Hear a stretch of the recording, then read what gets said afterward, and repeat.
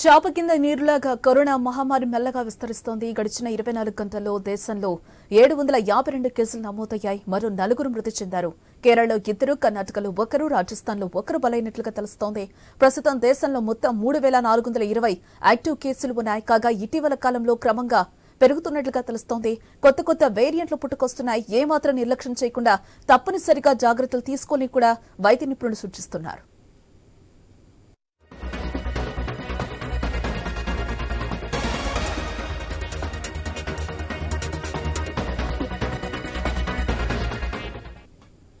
చాప కింద నీరులాగా కరోనా మహమ్మారి మెల్లగా విస్తరిస్తోంది. గడిచిన 24 గంటల్లో దేశంలో 752 కేసులు నమోదైనట్లుగా తెలుస్తోంది. మరో 4 మృతి చెందారు. కేరళలో 2, కర్ణాటకలో 1, రాజస్థాన్లో 1 బలైనట్లుగా తెలుస్తోంది. ప్రస్తుతం దేశంలో మొత్తంగా చూస్తే 3420 యాక్టివ్ కేసులు ఉన్నట్లుగా కూడా మనకి సమాచారం అందుతోంది. కరోనాకి సంబంధించిన డీటెయిల్స్ మనతో పాటు మాట్లాడడానికి ఫోన్ లైన్ లో సిద్ధంగా ఉన్నారు డాక్టర్ ముఖర్జీ గారు. ముఖర్జీ గారు, గుడ్ ఆఫ్టర్నూన్ అండి. గుడ్ ఆఫ్టర్నూన్ జానకి గారు. గుడ్ ఆఫ్టర్నూన్ అండి. ఏంటి మళ్ళీ కరోనా చాప కింద నీరులా విస్తరిస్తుందని అనుకోవచ్చు అంటారా? ఇప్పుడు చాలా కేసులు కూడా నమోదవుతున్నాయని అంటున్నారు.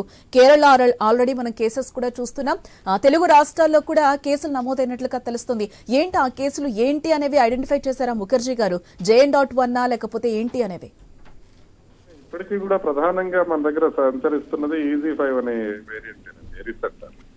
అది కాకుండా JN.1 అనేది ఇప్పుడు ఐడెంటిఫై అయింది. JN.1 చాలా చోట్ల కనబడుతుంది. గోవాలో ముఖ్యంగా 21 కేసెస్ ఒక రోజులోనే డిటెక్ట్ చేయడం జరిగింది. సో ఓవరాల్ గా JN.1 EZ5 కన్నా వేగంగా వ్యాప్తి చెందుతుంది. అదే విధంగా అది ఇమ్యూన్ ఎస్కేప్ ఫినామినా ఎక్కువ ఉంటుంది. అంటే ఆల్రెడీ వచ్చి వెళ్లిన వాళ్ళకి కూడా, కోవిడ్ వచ్చి వెళ్లిన వాళ్ళకి కూడా మళ్ళీ వచ్చే అవకాశం ఉంటుంది. అదేవిధంగా వ్యాక్సిన్ తీసుకున్న వాళ్ళకి కూడా మళ్ళీ వచ్చే అవకాశం ఉంటుంది. ఈ 2 కారణాల వలన ఆల్రెడీ ప్రచారంలో ఉన్న EZ5 ని రీప్లేస్ చేస్తూ కంప్లీట్ గా JN.1 వచ్చేస్తుంది. నెక్స్ట్ ఫ్యూ మంత్స్ లో జరగబోయేది అదే. కానీ JN.1 తో ప్రాబ్లం ఏంటంటే బాగా వేగంగా వ్యాప్తి చెందుతుంది. అయితే JN.1 తో ఇప్పుడు దాకా సివియరిటీ ఎక్కువైందని దాఖలాలు చెప్పట్లేదు. కానీ మనకి అందుతున్న రిపోర్ట్స్ బట్టి ఇప్పుడు దాకా ఆల్మోస్ట్ ఒక 10 మంది దాకా లాస్ట్ ఫ్యూ డేస్ లో చనిపోవడం అనేది జరిగింది. అంటే ఖచ్చితంగా ఇది ఒక మాదిరిగా సీరియస్నెస్ అనేది మనం తీసుకోవాల్సిన అవసరం ఉంది. చాలా అప్రమత్తంగా ఉండాల్సిన అవసరం ఉంది. నెక్స్ట్ ఫ్యూ వీక్స్ లో కొంచెం కేసెస్ గణనీయంగా పెరిగే అవకాశం ఉంది. అంటే ముఖర్జీ గారు, అంటే ప్రమాదం ఎక్కువగా పొంచి ఉంది అని అంటారా JN.తో? కాకపోతే నార్మల్ గా ఇప్పుడు మనం కరోనాను కూడా జ్వరం ఎలా ఉంటుందో అలా చూస్తున్న పరిస్థితి కనిపిస్తుంది. ఇప్పుడిప్పుడే 2 వేవ్స్ నుంచి కూడా బయటకు వచ్చి కొంచెం మనం సాధారణ జీవితం అనుభవిస్తున్న పరిస్థితి కనిపిస్తుంది. ఇదే నేపథ్యంలో మళ్ళీ JN.1 అయితే భయపెడుతున్న పరిస్థితి కనిపిస్తుంది. ఈ నేపథ్యంలోనే చాలా కేసెస్ కూడా పెరిగిపోతున్నాయి. అందులో మనకి చలికాలం కూడా విపరీతంగా ఉన్న పరిస్థితి కనిపిస్తోంది. అవునండి, ఒక సైడ్ కేసెస్ అయితే ఖచ్చితంగా పెరుగుతాయి. ఇంకో సైడ్ కనపడినంత మోర్టాలిటీ కరెక్ట్ కాదు. ఇప్పుడు నిన్న డిటెక్ట్ చేసిన 360 కేసుల్లో ఒక 4 చనిపోయారు అని అంటే చాలా ఎక్కువ మంది చనిపోతున్నారేమో ఫీలింగ్ వస్తుంది. అలా కాదు. ఎందుకు కాదు అని అంటే ఇప్పుడు కేవలం హాస్పిటల్స్ లో అడ్మిట్ అయ్యి బాగా సీరియస్ గా ఉన్న వాళ్ళ దగ్గర నుంచే శాంపిల్స్ కలెక్ట్ చేసి పంపిస్తున్నారు. ఇప్పుడు మనకి రోడ్ల పైన చాలా మంది జలుబుతో తగ్గుతో కనిపిస్తున్నారు. వీళ్ళందరూ కరోనా టెస్ట్ చేయించుకోవట్లేదు. కాబట్టి ఓన్లీ సీరియస్ గా ఉన్న వాళ్ళని మాత్రమే చేయటం వల్ల మీకు గమనించే వాళ్ళ సంఖ్య మీకు కొంచెం అధికంగా ఆర్టిఫిషియల్ గా కనిపించవచ్చు. కానీ ఒక్కసారి మనం కేసు నెంబర్స్ మనం పెరుగుతున్న తర్వాత, ఎక్కువ టెస్టులు చేస్తున్న తర్వాత ఈ లెవెల్ ఆఫ్ మోర్టాలిటీ ఉండదు. అంత పానిక్ అవ్వాల్సిన అవసరం లేదు. కానీ మనం లాస్ట్ ఒమిక్రాన్ వచ్చినప్పటి నుంచి, అంటే లాస్ట్ 1.5 years నుంచి మనం చూసుకున్నట్లయితే మనకి మరణాల సంఖ్య ఈ లెవెల్లో ఎప్పుడూ లేదు డెల్టా తర్వాత. సో ఇప్పుడు మరణాల సంఖ్య పెరుగుతుంది అని అంటే మాత్రం మనం కొంచెం కేర్ఫుల్ గానే ఉండాల్సిన అవసరం ఉంది. కోమార్బిడ్ కండిషన్స్ ఉన్నవాళ్ళు, అంటే వృద్ధులు కావచ్చు, గుండె జబ్బులు ఉన్న వాళ్ళు కావచ్చు, లివర్ జబ్బులు ఉన్న వాళ్ళు కావచ్చు, లంగ్ ప్రాబ్లమ్స్ ఉన్న వాళ్ళు కావచ్చు, క్యాన్సర్ ఉన్న వాళ్ళు కావచ్చు, ప్రెగ్నెన్సీ ఉన్న వాళ్ళు కావచ్చు, ఒబేస్ గా ఉన్న వాళ్ళు, వీళ్ళందరూ కూడా కొంచెం కేర్ఫుల్ గా ఉండాల్సిన అవసరం ఉంది. అదేవిధంగా మనం అందరం మాస్కులు మళ్ళీ ధరించాల్సిన అవసరం ఉంది. కొంతమేరకు మనం హైదరాబాద్ లో అసలు కొంచెం మాస్క్ అనేది కంప్లీట్ గా పోయింది. ఇప్పుడు ఎవరు పెట్టుకోవట్లేదు.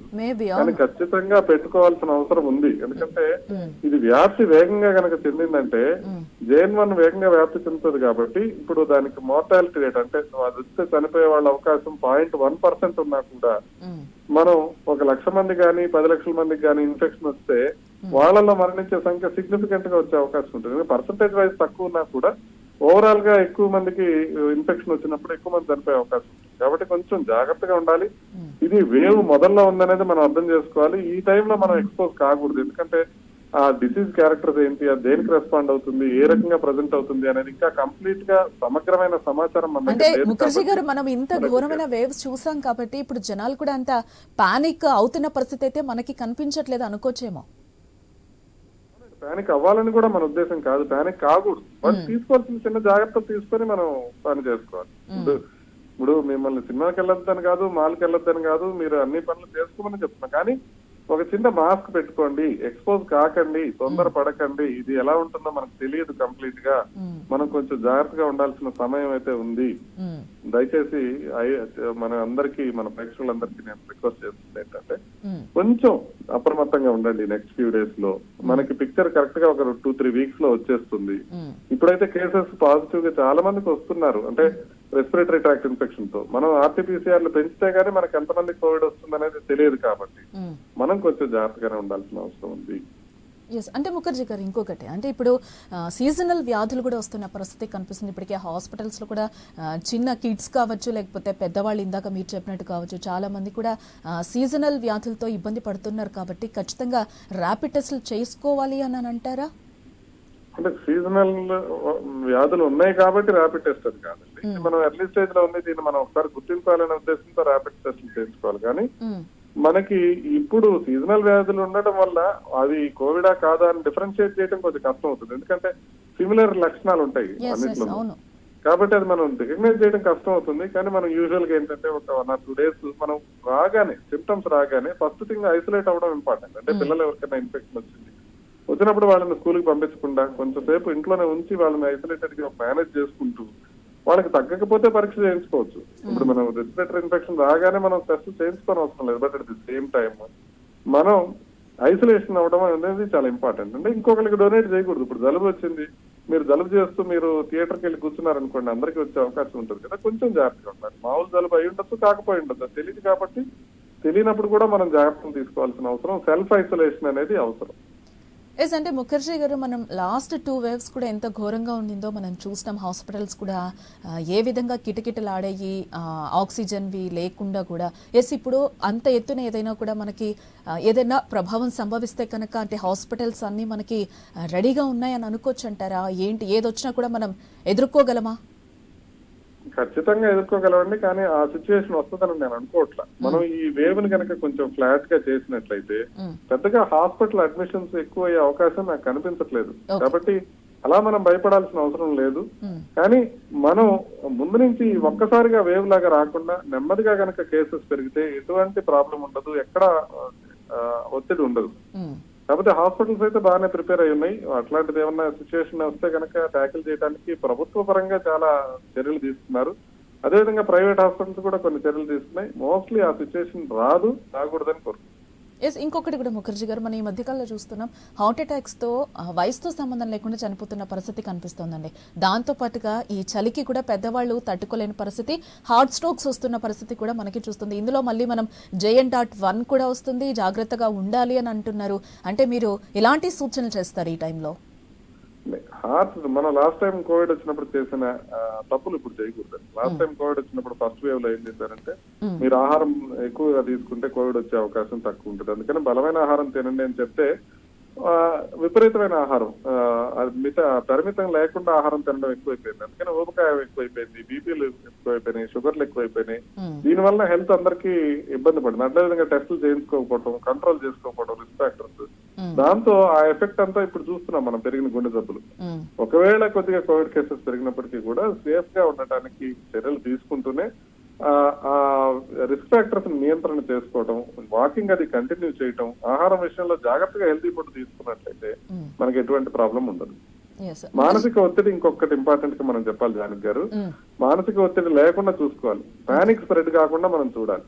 అది చాలా ఇంపార్టెంట్. ఎందుకంటే ఆ ఒత్తిడితో ప్రజలు ఇబ్బంది పడే అవకాశం ఉంటుంది. అంటే అప్పుడు దాకా కొద్దిగా ఆయాసం లేకుండా కొంచెం అప్పర్ రెస్పిరేటరీ ట్రాక్ట్ ఉన్నది, అక్కడెక్కడో JN.1 తో ఒక 10 మంది చనిపోయారనే న్యూస్ వినగానే వీళ్ళకి ఆయాసం ఎక్కువైపోతుంది, ఇంకా టెన్షన్ పడతారు, దాంతో రెస్పిరేటరీ రేట్ ఎక్కువైపోతుంది, ఇబ్బంది జరిగే అవకాశం. కాబట్టి పానిక్ అవ్వాల్సిన అవసరం లేదు.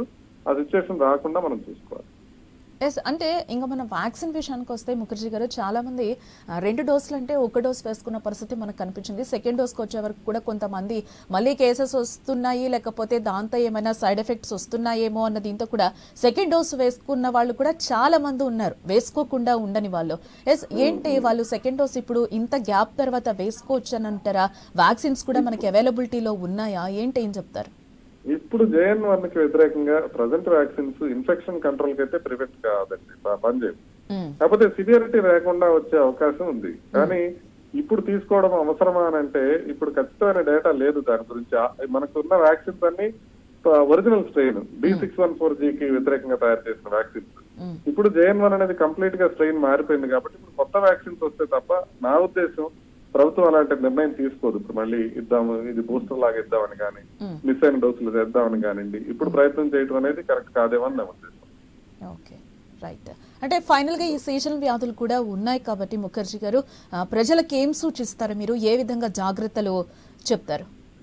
ఒక 4-5 విషయాలండి. ఒకటి, ఖచ్చితంగా మాస్క్ పెట్టుకోండి, పక్కన వాళ్ళని ఎంకరేజ్ చేయండి, మాస్క్ పెట్టుకున్న వాళ్ళని చూసి నవ్వకండి. రెండోది, ఓపెన్ ఎయిర్ వచ్చేటట్టుగా మీరు మీటింగ్స్ అవి కండక్ట్ చేసుకోండి. ఒకవేళ క్లోజ్డ్ డోర్ లో చేయాలంటే విండోస్ ఓపెన్ చేసి పెట్టుకోండి. గాలి ప్రసారం బాగుంటే కనుక కోవిడ్ ట్రాన్స్మిషన్ తక్కువగా ఉంటుంది.